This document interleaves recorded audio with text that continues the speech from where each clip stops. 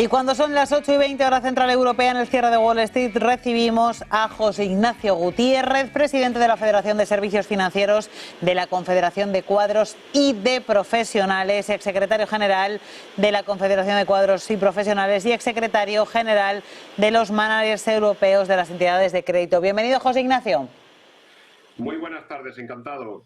José Ignacio, quiero hablar contigo en primer lugar de aranceles. Donald Trump ahora ya sí que sí, camino de la Casa Blanca. Tenemos a Estados Unidos lanzando ya, no sé si en este caso allanándole el camino Biden a Trump con el tema arancelario, pero imponiendo multas a empresas chinas. Y tenemos mientras a Donald Trump, pues hoy por ejemplo, diciendo que se tienen que renegociar los acuerdos con el Canal de Panamá, porque si no va a solicitar volver a tomar el control del Canal de Panamá. Te quiero preguntar si esos mensajes que lanza Donald Trump, la semana pasada hablaba contra Europa y decía que Europa tiene que seguir comprando petróleo y gas a Estados Unidos si no habrá aranceles.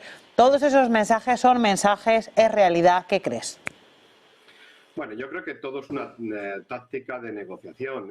Donald Trump, cuando llegue el próximo día 20 de enero a tomar posesión, tendrá que abrir todo un proceso de negociación, no solamente con la Unión Europea, sino con China, con los países también. Pues mira, también ha hablado de Groenlandia, algo importante.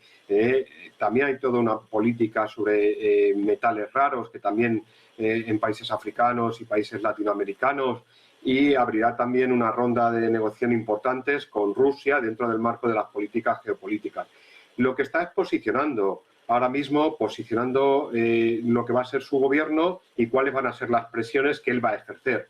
Y bueno, pues con su táctica verbal de agresividad, pues está marcando el territorio para esas posibles negociaciones de futuro e inmediatas que él quiere tomar en cuanto llegue a la posesión de la Casa Blanca, ¿no?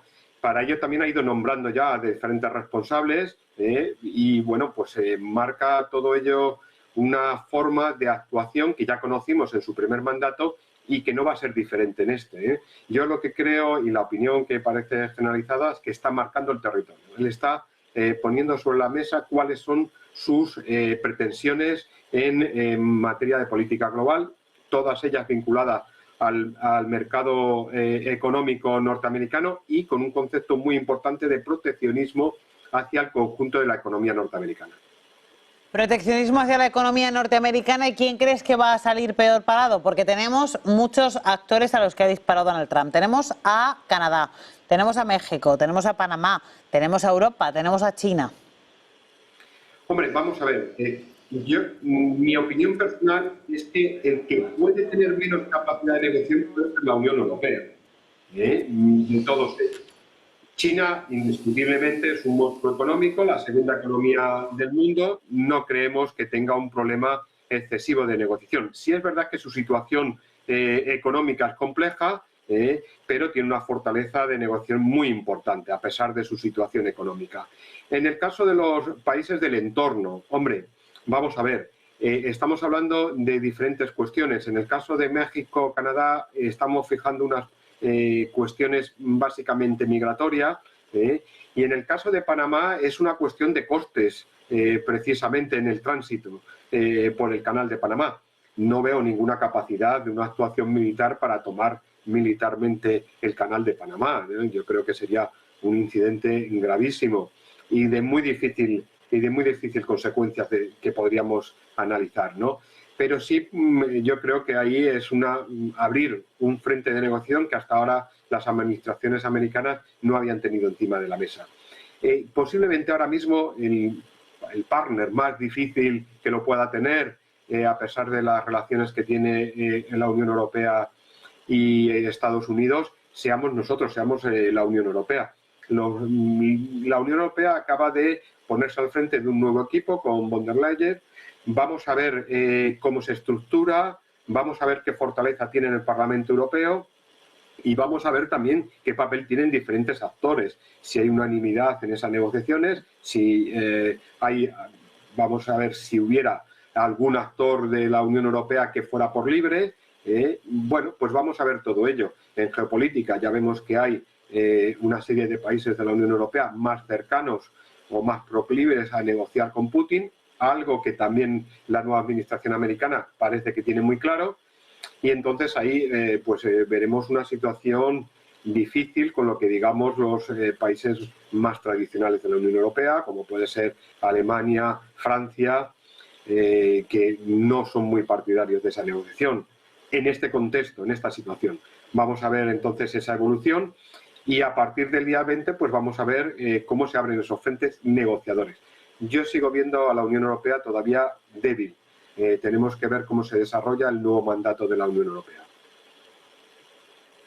La Unión Europea, que dices que es débil, va a haber que negociar, va a haber que hablar de energía, va a haber que hablar de gas, va a haber que hablar de petróleo, y luego la Unión Europea tiene su propia brecha, que es la industrial.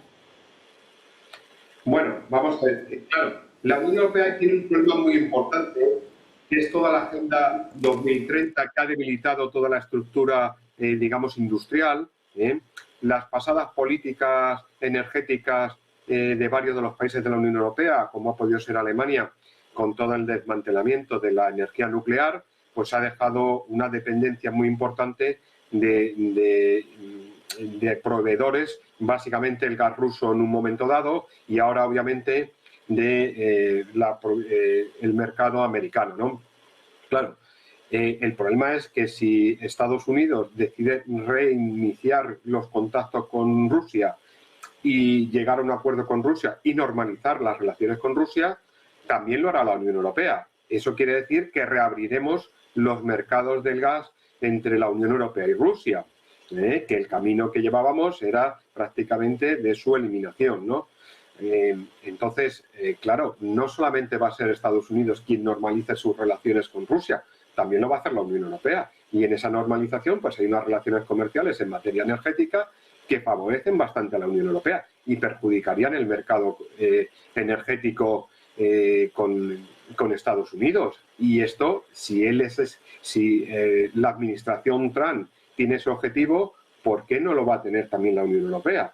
Entonces, ahí hay ciertas contradicciones. Vamos a ver ese mercado.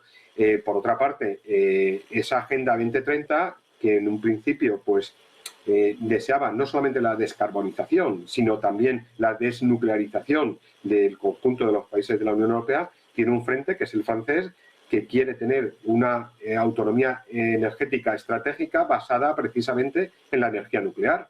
Y lo está consiguiendo, indiscutiblemente.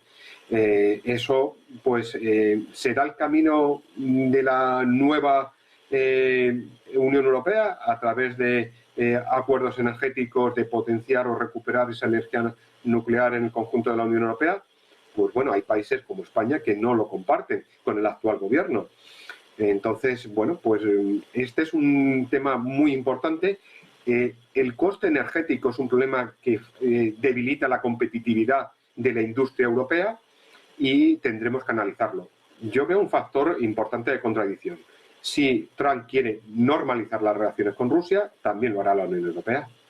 Y entonces, pues tendremos un factor energético, que es el gas, recuperar esa relación comercial con Rusia y recuperar un proveedor importantísimo energético como es Rusia en materia de gas.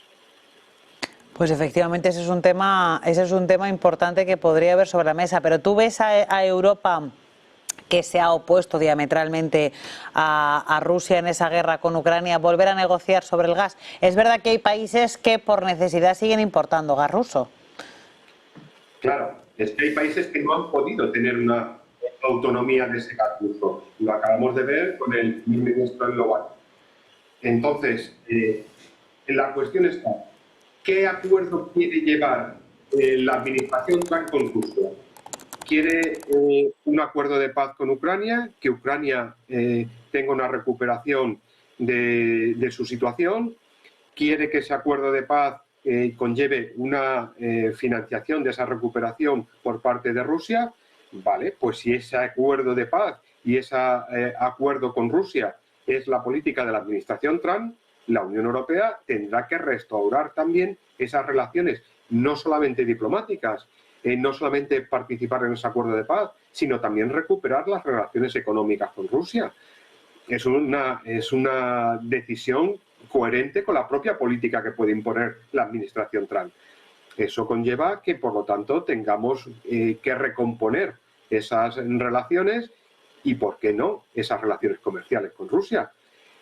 No hay que olvidar que el gas ruso tenía unos costes relativamente inferiores a lo que supone el resto del mercado, por cercanía, por capacidad, por transporte, y también por relaciones comerciales y diplomáticas con Rusia.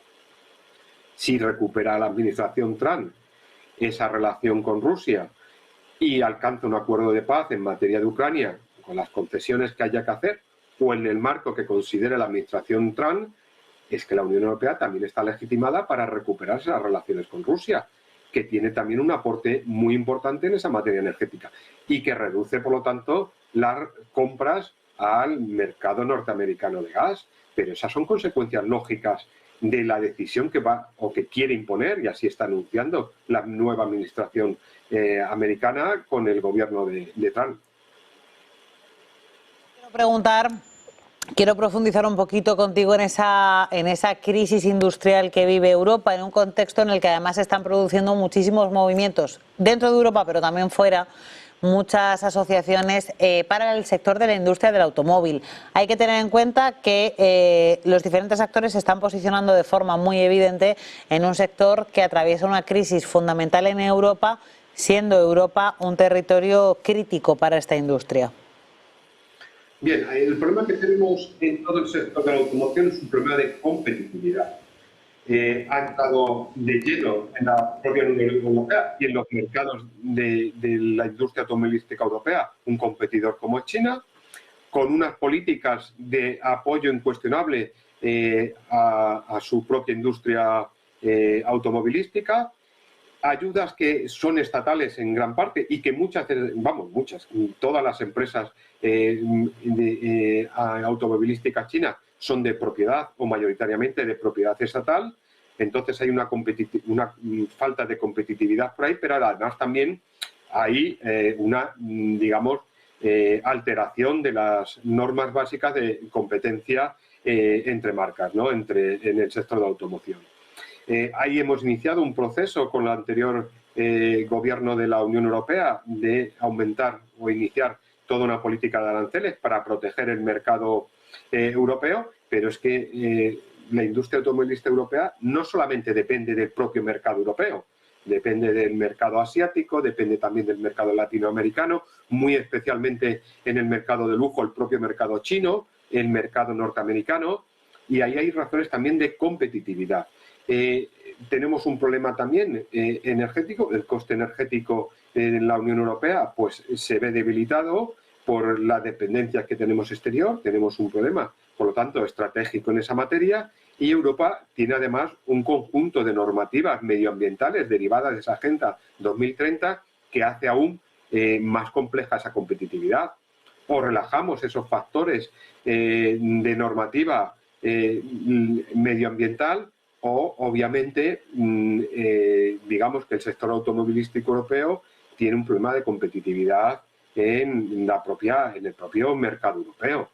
Aparte del desarrollo de tecnología, donde digamos que las principales marcas europeas se habían quedado algo atrasadas. Con todo ello, también hay toda una política de promover la renovación del parque automovilístico en Europa hacia un parque más ecológico, más sostenible, con un conjunto de tecnologías, tanto eléctrico, hidrógeno. Bueno, hay una serie de cuestiones que tenemos que ver qué camino finalmente decide la Unión Europea, pero también qué desarrollo de todo el sector auxiliar, como puede ser todo el sector de promoción de los cargadores para todo el parque automovilístico de automóviles eléctricos, pues todo ello también tiene que desarrollarse en la Unión Europea. Los plazos para la retirada de los vehículos promovidos por hidrocarburos, pues es otra cuestión que también por una parte el sector patronal de automoción tiene que negociar con la Unión Europea para que no sea tan rígido ese 2035 que tenemos ahí a la vista y poder tener una rotación. Son un conjunto también de planteamientos que el propio sector automovilístico europeo tiene que hacerse. Para ello también está en todo el proceso de alianzas Ahora hay una nueva amenaza con la fusión de dos de las principales marcas japonesas. También es un reto, por lo tanto, para el futuro de la automoción europea. Bueno, pues todo ello es una evolución que ha sido demasiado acelerada y con demasiados anuncios que han hecho al mercado automovilístico, al comprador europeo, dudar de qué tipo de automóvil tiene que adquirir. ¿Ventajas que podemos tener en el corto plazo? También, pues hombre, la caída de tipos va a permitir una financiación en la renovación de los parques automovilísticos. España es uno de los países con más longevidad en materia de automóviles y, por lo tanto, le puede venir bien todo este proceso de bajada de tipos, de abaratamiento de la financiación al consumo y, bueno, pues ese es uno de los factores positivos. De todas las maneras, todo ese normativo, toda esa tremenda burocracia que la Unión Europea ha creado en torno al sector de la automoción también tiene que revisarse para poder normalizar o facilitar todo el desarrollo del sector automovilístico. Todo esto es una negociación que con la nueva Administración Europea pues tendremos que evaluar y, bueno, pues veremos. Yo no creo que haya mucho margen para fusiones de marcas europeas, pero, bueno, creo que el sector automovilístico europeo tiene capacidad para resistir el actual problema de competitividad y relanzar su capacidad de gestión y su capacidad de recuperar la competitividad. Pues muy pendientes estaremos de esa nueva administración comunitaria, de los avances que haga. José Ignacio Gutiérrez, presidente de la Federación de Servicios Financieros de la Confederación de Cuadros y Profesionales, gracias por acompañarnos y feliz Navidad. Igualmente a todos vosotros. Y vamos a contarles ahora dos noticias de última hora.